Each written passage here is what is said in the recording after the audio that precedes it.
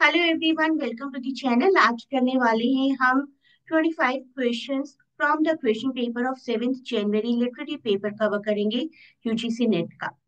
तीन पार्ट्स हम already cover कर चुके हैं, यानी कि 75 लिटरेरी क्वेश्चंस। आज हम करेंगे लास्ट 25 क्वेश्चंस और इसके बाद हमारा लिटरेचर पेपर का एनालिसिस कंप्लीट हो जाएगा and we will move to paper one.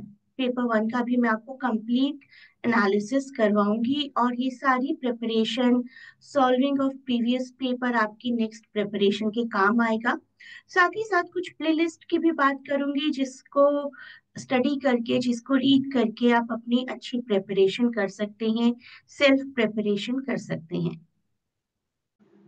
Before moving further, please do not forget to share and subscribe the channel.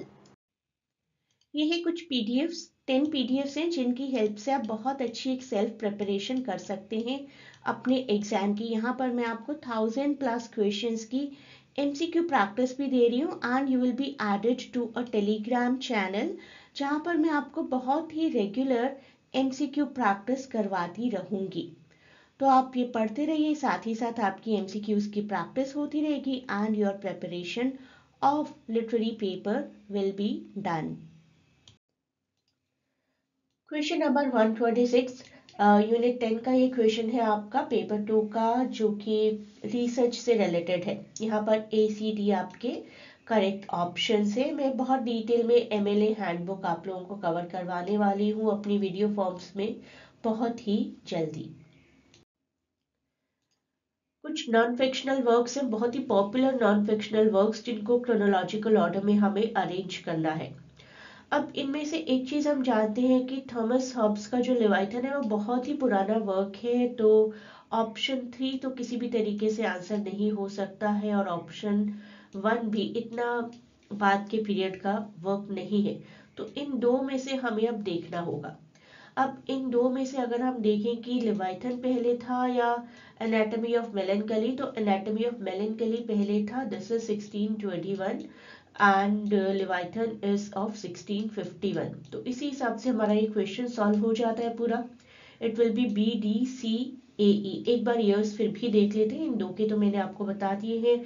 इसके बाद आता है defence of poetry. Defence of poetry एक अनफिनिश्ड ऐसे है बाय PB शैले जो कि 1821 का है। इसके बाद Culture and Anarchy written by Matthew Arnold 1869 and the last one is Studies in the History of Renaissance, Walter Pater का है ये work, that is 1873।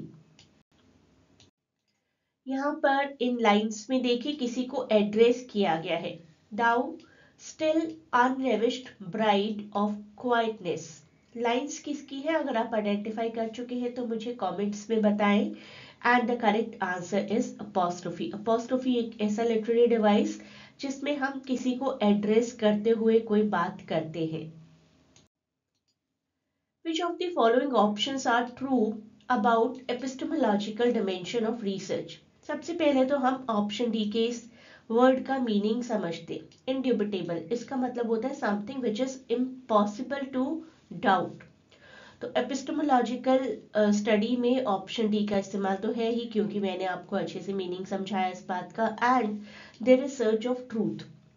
एपिस्टेमोलॉजिस्ट studies the concept of belief, truth and justification to understand the nature of knowledge। तो हम यहाँ पर सच्चाई की बात करते हैं सबसे ज्यादा, search of truth and certain and indubitable knowledge, option B and D का combination. Next question, identify the statements which are true by psychoanalysis criticism. यहाँ पर हम देखते हैं क्या है right answer. The premise and procedure were established by Sigmund Freud, तो option A हमारा हो जाता है सही, कुछ भी एलिमिनेट नहीं कर सकते हैं हम यहाँ पर। And Freud was posited that artists are like neurotic patients, तो nothing like this was said by Sigmund Freud। Option B जहाँ जहाँ पर है that will be eliminated, तो सभी एलिमिनेट हो गए, फिर भी हम बाकी सब पार्ट्स कवर करते हैं। Freud posited That psychoanalysis can be used to account for many developments and practices in the history of civilization. Yes, very true. A भी ठीक है, C भी ठीक है.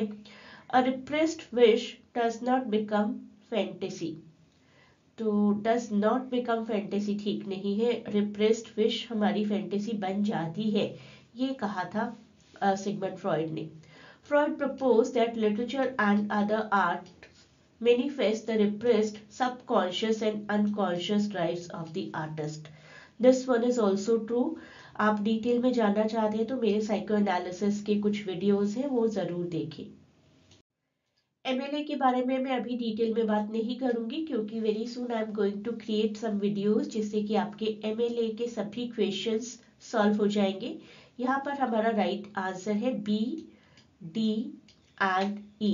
The incorrect works cited entries according to the latest edition. सबसे पहले तो मैं ये बता दूं कि this was a wrong term. ऐसी कोई टर्म एग्जिस्ट ही नहीं करती और बहुत से बच्चे बहुत कंफ्यूज हुए हैं कि शायद ये टर्म है जो कि उनको पता नहीं है. And it was actually flaneur. और मैंने सभी स्टूडेंट्स को ये चैलेंज करने को भी बोला था, although no result is there and that is the reason we many a time thinks कि यूजीसी अपना काम ठीक से नहीं कर रही है. The term flaneur is often associated with the poetry of Baudelaire. तो अगर ये टर्म फ्लेनॉयर होता तो मेरे तो बहुत सारे स्टूडेंट्स को आंसर अच्छे से पता होता. तो yes, this is the right one. Flaneur was the term associated with the poetry of Baudelaire. The term habitus is associated with Pierre Bourdieu और ये भी ठीक है. तो ऑप्शन ए हमारा यहाँ पर राइट ऑप्शन होता है. Flaneur is the term Baudelaire's time related concept है to observe city life and habitus is again Baudian concept referring to the socialized disposition that shape individual behavior. तो A and B यहाँ पर बिल्कुल ठीक terms हैं. देखिए Michel फुको में तो आप कंफ्यूज हो सकते हैं बट फ्रेंस फैनन का टर्म डेफिनेटली इमेजिन कम्युनिटी नहीं था. Thick description was also not associated with Clifford मेंट्स. अब बात करते हैं उन कॉन्सेप्ट्स के बारे में जो कि यहाँ पर गलत है लेकिन आपको पता होना चाहिए उसका सही आंसर क्या है. मॉडर्निटी एंड इनकम्प्लीट प्रोजेक्ट, ये एक ऐसे है बाय जर्गन हेबरमेस. ये ऐसे आर्ग्यू करता है कि मॉडर्निटी दुनिया में हमेशा अनफिनिश्ड प्रोजेक्ट ही रहेगी and it will always be the scenario that it needs some work to be done upon. 1990s में पब्लिश हुआ था सबसे पहले ये work. Imagine communities is by Benedict Anderson. Anderson यहाँ पर डिपिक्ट करते हैं कि जब भी हमें नेशन का एक कंसेप्ट दिया जाता है ना तो that is very much socially constructed community. लोग सिर्फ इमेजिन कर सकते हैं नेशन के परसेप्शन को. Nation is not something which is confined inside the political geographical border. It is much beyond that. And next, thick description. This was given by Clifford Geertz. उनका मानना था कि रिसर्चर अपने आप को बहुत ज़्यादा इमर्स कर दें कल्चर को और सोसाइटल एक्शंस को ऑब्जर्व करने के लिए to know about human behaviour. That will be the thick description. तो थिक डिस्क्रिप्शन का मतलब ये नहीं है कि आपने वेगली किसी पर्सन को डिस्क्राइब कर दिया he is fat, he is smart, he is good, he is bad, he is ill mannered. Beyond that आपने कल्चर और सोशल इम्पैक्ट को देखते हुए अगर किसी को डिस्क्राइब किया है तो that is thick description. Ecocriticism. Ecocriticism के बारे में हमारा अगला question.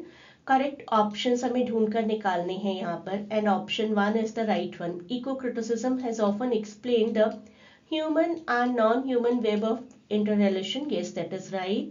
Eco-criticism, human accountability to the environment is part of text's ethical orientation. Yes, हम सबकी जिम्मेदारी बनती है. Eco-criticism foregrounds the notion of an interplay between environment and the body. Ecocriticism की काफ़ी वेव्स रही हैं एंड इको क्रिटिसिज्म के साथ जेंडर इश्यूज भी एसोसिएटेड रहे हैं. तो ऑप्शन डी और ई रॉन्ग हो जाते हैं. आइए इको क्रिटिसिज्म के बारे में कुछ और भी जानते हैं. It is the study of literature and ecology जो कि एनवायरमेंटल कंसर्न्स पर फोकस करता है। कहाँ से शुरुआत हुई थी? जोसेफ मीकर के लिटरेरी इकोलॉजी से in the book Comedy of Survival. आ सकता है आपको अगले एग्जाम में। किसने कॉइन किया था? 1978 के अपने एक ऐसे में विलियम रकट ने कॉइन किया था, and the essay was literature and ecology an experiment in ecocriticism. तो ये सभी पॉइंट्स आपको याद रखने हैं। पेपर सॉल्व करने का मतलब सिर्फ आंसर जानना नहीं होता, अपनी नॉलेज को एनहांस करना भी एक पर्पस होता है। इस क्वेश्चन का कोई भी ऑप्शन नहीं है यहाँ से। Blue humanities, that is by Steve Mentz. मैं आपको नाम लिखकर दे रही हूँ और आप ये याद रखिए प्लीज, अपने किसी भी कॉम्पिटिटिव एग्जाम में आपको ये टर्म काम आ सकती है। It refers to interdisciplinary field that explores human का रिलेशनशिप, इंसानों का relationship with the ocean and water. कुछ वर्क्स को क्रोनोलॉजिकल ऑर्डर में अरेंज करना है और हम शुरुआत करेंगे lives of girls and women के साथ, दैट इज 1971। इसके बाद English patient 1992, then it is family matters 2001, then it is swinging bridge 2004, and then it is the very recent one Burnham Wood by Burnham Wood in the year 2023। तो option 4 हमारा right answer है यहाँ पर। Which of the following is an elegy on John Donne's wife who died in 1617? And the answer is Death Be Not Proud। एक ऐसी poetry जो काफी paradoxical है अपने आप में ही। Flag and parole। Flag is, you know the rules of a language, and parole is how you make usage of it in your real life। तो abstract language system की नॉलेज होना, grammar के बारे में पता होना, दैट इज लैंग। तो option ए तो हमारा रहेगा ही रहेगा, इस हिसाब से एलिमिनेट हो जाते हैं बाकी कुछ options. Parole is the language actually produced by its users following long। तो ऑप्शन बी भी है हमारा, तो A and B are the correct answer. हमें और किसी ऑप्शन को देखने की जरूरत नहीं है, लेकिन फिर भी आप क्रॉस चेक जरूर करिए एग्जाम्स में। Which of the following is a dramatic monologue? And the correct answer is option 3, Andrea del Sarto, poetry by Robert Browning, who was considered to be the king of dramatic monologue। 1855 की उनकी ये poetry है। यहाँ से हमें कुछ poets को writers को आइडेंटिफाई करना है जो कि न्यू क्रिटिक की कैटेगरी में नहीं आते, and it is Claude Levi Strauss, जो कि काफी पॉपुलर स्ट्रक्चरलिस्ट रहे हैं। आईपीए की फुल फॉर्म भी आ सकती है आपको कभी कभी एग्जाम में, तो यहाँ से आप देखिए अच्छे से, international phonetic alphabet. IPA, it was intended to supersede the existing multitude of individual transcription। जो इंडिविजुअल ट्रांसक्रिप्शंस होती थी उनको कम करने के लिए, यूनिफॉर्म बनाने के लिए IPA was found, and it was the year 1888। अब हमें कवर करना है एक पैसेज, और इस पैसेज को मैं आपके लिए ज्यादा मोनोटोनस नहीं बनाना चाहती, आपको बेसिक आइडिया प्रोवाइड कर देती हूँ। ये पूरा पैसेज जो है that talks about mass culture. Mass culture simply इसका मतलब है कि कुछ ऐसे shared cultural trends, ideas, entertainment जो कि इसी ऑब्जेक्ट से बनाए जाते हैं कि it will be consumed by large majority of people. साथ ही साथ इनके साथ इंडस्ट्रियल रेवोल्यूशन भी जुड़ा होता है, डेलिब्रेटली बनाए जाते हैं, प्रोपोगेट किए जाते हैं through mass media like TV, movies, popular serials, popular music. जैसे मूवीज में आपने देखा होगा बहुत से सेलिब्रेशंस किए जाते हैं during the marriage festival. One such movie was in India was हम आपके हैं कौन, जिसमें बहुत सारी रस्में, बहुत सारे मैरिज के सेलिब्रेशंस किए गए थे। उसी को देखते देखते इंडिया में मैरिज सेलिब्रेशंस में कम से कम 4-5 फंक्शंस ऑर्गेनाइज करना एक कल्चर सा बन गया। तो मास कल्चर का मतलब ही यही होता है कि प्रोपोगेट करना किसी चीज को, एंड किसने ये प्रोवाइड किया था? डोमिनिक स्ट्रिनैटी ने। जो कि लेक्चरर है सोशियोलॉजी के। Dominic Strinati contends in his An Introduction to Theories of Popular Culture that mass culture refers to popular culture which is produced by the industrial techniques of mass production and marketed for profit to mass public of consumers. ऐसे ही propagate किया जाता है। Fairness creams को आप देख लीजिए, कितने mythical वे में प्रोपोगेट किया जाता है कि गोरे हो जाओ, सुंदर लगोगे और आपको जॉब्स आराम से मिल जाएंगी। Such a view of popular culture argues that the Industrial Revolution produces a series of atomized individuals who had not only lost touch with the communities of shared interest to which they once belonged, but they also had been subjected to the process of mechanization and alienation. Industries में काम करते करते, industries की products को use करते करते लोगों का टच एक दूसरे से खत्म हो गया, लोग एलिएनेट हो गए। This rendered them ripe for systematic cultural manipulation through uniform mass-produced formulaic products designed to evoke frivolous, escapist and superficial pleasures. तो मास कल्चर क्या काम करेगा आपके लिए, आपको बताएगा कि ऐसा ऐसा कुछ करिए तो आपके लिए एक प्लेजरेबल एक्टिविटी होगी। Join some club, go and watch the movies, go and watch theaters. This according to this person Dominic Strinati, ये सारी चीजें क्या है, सुपरफिशियल है और सुपरफिशियल प्लेजर के लिए हमें प्रोवाइड की जाती है और इन सब का इकोनॉमिकल इंडस्ट्रियल पर्पस है। तो पहला क्वेश्चन देखते हैं, what is the meaning of atomized individuals in the above paragraph? Both mechanized and alienated individuals. According to this paragraph, mass culture refers to what? Both the effects of American culture and theoretical debates during post-war period. When did the popular culture get associated with USA? And the right answer is early 20th century. आप यहाँ देख सकते हैं early 20th century यहाँ पर लिखा हुआ है। Next question, systematic culture manipulation takes place through mass production of culture.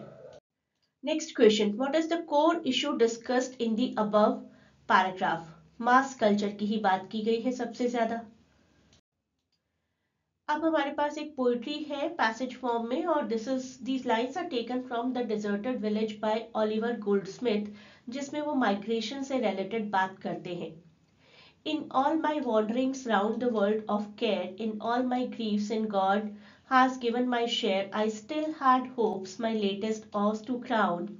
Amidst these humble boughs to lay me down, to husband out life's taper at the close and keep the flame from wasting by repose, I still had hopes, for pride attends us still, amidst the swans, to show my book learned skill, around my fire an evening group to draw, and tell of all I felt and all I saw. तो सबसे पहले आपको बताना है poetry का mood. Poetry में still hope जैसी बहुत सारी चीजें यूज की गई हैं। That means that the poet is very much optimistic. तो ऑप्टिमिज्म, ऑप्शन 2 यहाँ पर राइट आंसर रहेगा। नेचर ऑफ वर्ल्ड, दुनिया के बारे में क्या कहती है ये poetry? It is full of care, ये हमें फर्स्ट लाइन में ही मिल जाता है। पोएट अपनी लाइफ में क्या करना चाहते हैं? आप देखिए बाकी 3 ऑप्शंस एलिमिनेट हो जाएंगे। इस पोएट्री में क्या बातें की गई है? दुनिया के बारे में बातें की गई हैं और किस तरीके से ही इज वेरी होपफुल कि जो कुछ भी गलत हो रहा है दुनिया में, कहीं ना कहीं कुछ अच्छा जरूर हो जाएगा। To showcase his talent and singing, ऐसी तो कोई बात ही नहीं है। To complain to God about his misery, no nothing like that. To complain to the king about injustice, no. To share his life experience, जो कुछ वो फील कर रहे हैं वो हमें बता रहे हैं। Option 4 the right answer. Identify the rhyme scheme, rhyme scheme तो आप आराम से आइडेंटिफाई कर लेंगे। केयर एंड शेयर है यहाँ पर एंड उसके बाद है क्राउन एंड डाउन, तो it becomes A B B, इतना तो हो ही गया यहाँ तक। ए बी बी अगर आपको कहीं पर नजर आ रहा है तो ये 2 ऑप्शन हैं, दिस एंड दिस। आगे देख लेते हैं एक बार। क्लोज एंड रिपोज, तो यहाँ पर हो जाएगा सी सी। तो आपका ऑप्शन 1 ही राइट आंसर बनता है यहाँ पर, और कोई आंसर है ही नहीं। तो it is AA, BB, CC। आगे देखते हैं, is it following the DD? Yes, DD है यहाँ पर, ड्रॉ सॉ, EE। तो option 1 is the right answer. हमारे इस क्वेश्चन का आंसर है आयाम्बिक पेंटामीटर। हमें मीटर आइडेंटिफाई करना है। अगर मीटर्स में आपको कोई ट्रबल है तो मेरे प्रोसिडी के वीडियोस की प्लेलिस्ट को ज़रूर देखिए। सभी मीटर्स को मैंने बहुत डिटेल में समझाया है। आयाम, ट्रॉकी, स्पॉन्डी, डेक्टिल, सब कुछ आपको वहाँ पर मिल जाएगा। तो यहाँ है हमारा आयाम्बिक पेंटामीटर। आप देख रहे हैं 10 मीटर्स है हर लाइन में, and it is the combination of unstressed and stressed. एक मैं आपको बता देती हूँ, इन all my wanderings round this world of care. इस तरीके से आप देखेंगे 5 मीटर्स का कॉम्बिनेशन है, 1 2 3 4 5। 1 अनस्ट्रेस, फिर स्ट्रेस, इन अनस्ट्रेस है, फिर ऑल स्ट्रेस्ड है। In all my wanderings round this world of care. इस तरीके से 5 कॉम्बिनेशन है। तो पेंटामीटर तो है ही और आयाम है, इसलिए हम आयाम्बिक पेंटामीटर को चूज करेंगे। तो हमारा 2025 का पेपर 2 कवर हो चुका है और मैं आपको जल्दी ही पेपर 1 शुरू करवाने वाली हूँ। पेपर 2 की सेल्फ प्रिपरेशन आप कर सकते हैं with the help of these PDF। जब आप इन PDF के लिए ऑप्ट करेंगे तो you will be added to a Telegram channel, जहां पर आपको रेगुलर MCQ प्रैक्टिस भी करवाई जाएगी। आपकी काफी प्रिपरेशन यहां से कंप्लीट हो जाएगी। You can join the online classes for your literary preparation, और पेपर 1 की भी प्रिपरेशन करवाई जाएगी। कॉन्टैक्ट कर सकते हैं। The link to contact has been given in description.